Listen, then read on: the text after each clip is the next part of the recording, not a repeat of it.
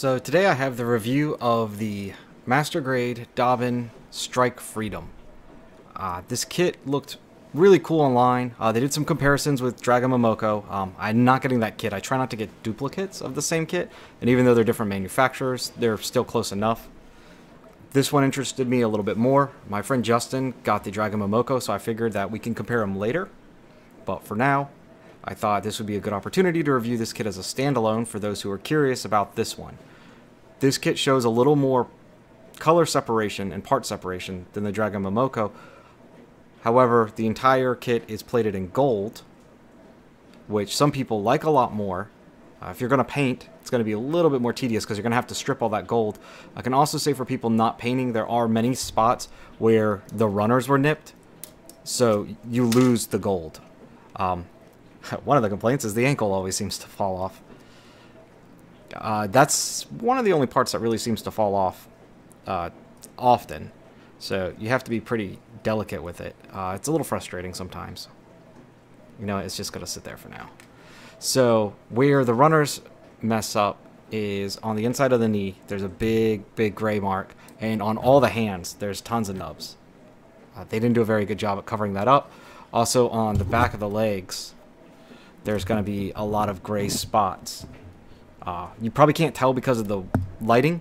It's making it all very reflective, but in person, where that lighting doesn't catch so much and the contrast is a little more easier to see, you'll be able to tell. Outside of that, and the fact that these ankle guards are very flimsily put on, there's not a whole lot of complaints I have about this, especially for being third party. It's a very snug fit because of all the plating they do, which actually turns out to be better. It makes the kit more stable. The only thing that really falls off are these shoulder pieces. These tan pieces right here, they always pop off. They are so delicately put on. It's pretty cool that they open upwards, which gives you a lot more reach to go up. However, since the whole arm and shoulder goes up at the same time and you really can't just twist one, it's a little useless, but it is a neat feature. The wings are a lot more stable than I thought they were going to be. Having this much weight on just little pegs I thought would fall off, but they hang on pretty well. So I'm pretty pleased with that. He stays very sturdy on his stand. In fact, if you pull him off his stand, it pulls off the blue part of his torso. It all comes off. So you have to be pretty careful with that. So he's on there for the long haul. There's 3-part color separation for the whites. You have, the legs is the easiest to show you. You have white, you have a tan offset color, and then you have a gray color. And it really contrasts very well with the gold and the black. I really like it. It's probably the most, it reminds me a lot of the new Ka, whereas they really did a good job, except on this one they actually color separated pretty much everything. You could still mask and get a little more color separation if you wanted, but I feel like it's a good middle ground without being too excessive and too busy on the actual model. The other accessories it comes with are these hands. It actually comes with like 10 hands. Unfortunately, it doesn't come with enough backs, the white part of the hand, for the gold part. So you can only make a set amount of them. I think you can make 6 out of 10 or 8 out of 10, but you can't make them all. I've double-checked, I've triple-checked, it just doesn't happen. For the base itself, which is very sturdy, and it has, this is pre-done. It's a little blurry, but it looks alright from afar, especially from like maybe a foot away. You can pin this right in there, and you can have this base, which all of these dragoons come off, and they will set on here, so you can have them all around his feet. They click on pretty easy. It's going to be kind of tedious and time-consuming, so you get the idea. I'm sure you guys have seen pictures if you're looking at a review. The other portion is if you want them higher up around him, you can do that as well for this one.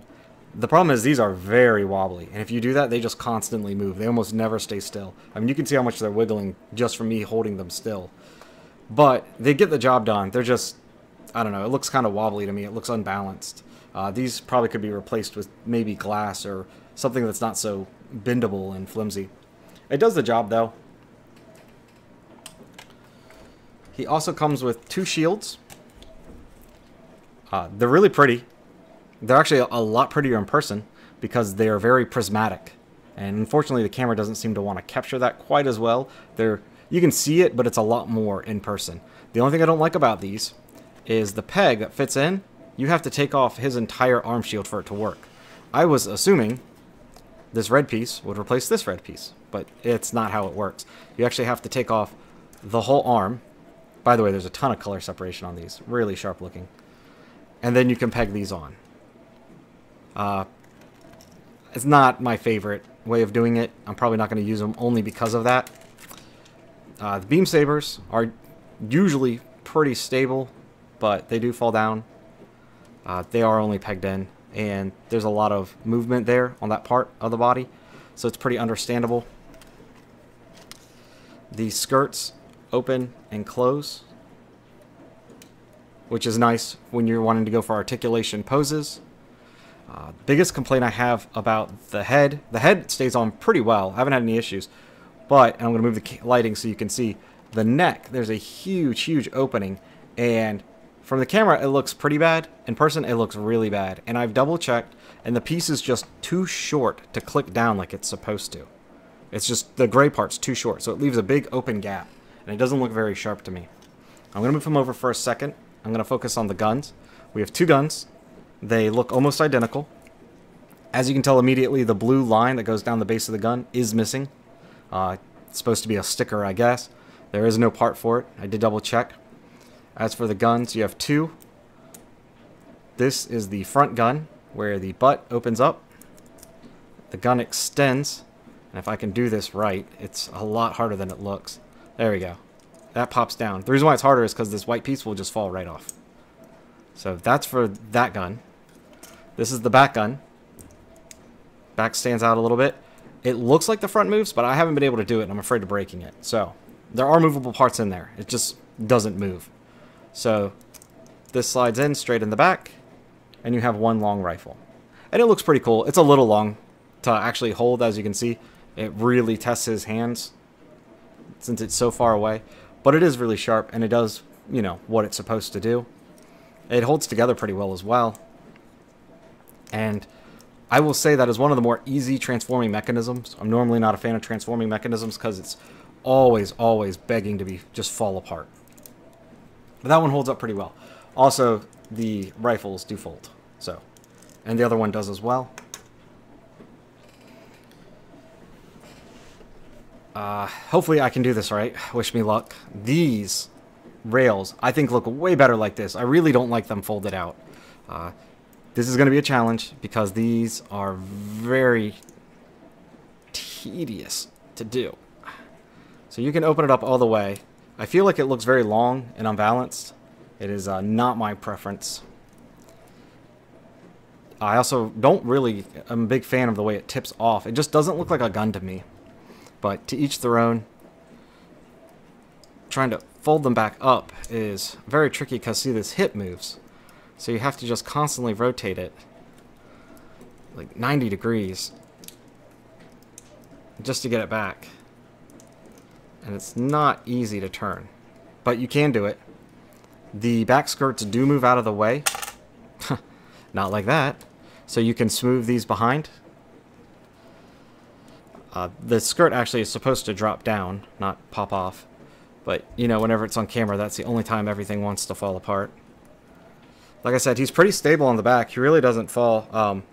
He has articulation that you can move, and he doesn't really fall out of that movement. So that's really nice. A lot of times when they go on stands, they're not 100% stable.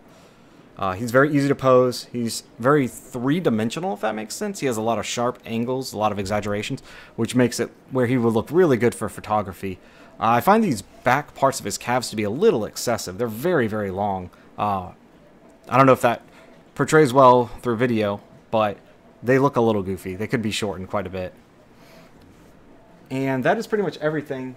There's the beam sabers, but they're just traditional pink beam sabers that click on the front. Nothing exciting there. As for somebody who would want to model this beyond snapping, you're going to have to strip the gold. So that's going to be a pain. There are some seam lines on these right here. If you do plan on painting and you want to pose, I wish you the best of luck. These Dragoons do come off, but they are not easy to take on and off. I'm afraid to do it just because I don't want to break them. So they do pop off, as you can see. I'm not going to take them all off because they're not the most stable. They have a long seam line down them.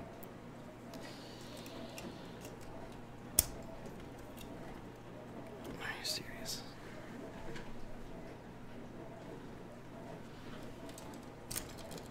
hopefully I can... There. As you can see, they don't click together the best. So they do hold on. They're just very hard to get on and off. They're pretty much one or the other. So I will give them props. They don't fall off. That's a nice feature of not falling off. If I can show you on the head, there's actually a lot of color separation. The gun is gray. You have tan on top of the head. You could easily make more color separation. The face, I think, looks really sharp. I've noticed a lot of gun kits, I feel like the eyes are sunken in and hard to see. This one's very clear. Being gold makes it even easier to see. The chest is not a very good opening technique. I'm not even going to try to open it. It can open, but it is a pain and it doesn't work very well. You can't even see it, just barely moves. It just wiggles a little bit. So that's kind of a bummer. But I don't really open the chest anyway, so that's not going to bother me too much. And that is the whole kit. This one I found on eBay for $60, and I gotta say it's a really, really good third-party kit overall. The complaints I would have had with the Bandai version as well, I think. I think it looks really sharp, and I'm hoping to review some non-third-party kits soon. I'm just waiting for Bandai to release some. They're just not very interested in the Master Grade line anymore. I'm not sure what's going on. Hopefully they get back into it. But you guys know the Master Grade Justice is coming out, so there's one. I can't think of anything else they're trying to push right now. They just seem really slow with the Master Grade line, and third parties are just eating up that opportunity to sell some new kits. So here, I'll do a 360 so you guys can see the whole thing. It's very pretty. You can snap it and pretty much be done with it, put it on display. I wasn't going to actually ever paint this. I was just going to build it because it looked really intriguing. But I really want to paint it now because there's so much color separation, so much panel lines. I think this kit would look super sharp when you finish it. I know a lot of people aren't a Strike Freedom fan. I'm not a big fan of the entire Seed series. However, I think this kit was really well done. I think the wings are very, very big. A little more than I would have liked. I might swap them out for different wings to make them a little smaller. I haven't decided yet. But for now, he's going to go on the back till I finish some commissions. And as always, thank you guys. And I look forward to your input.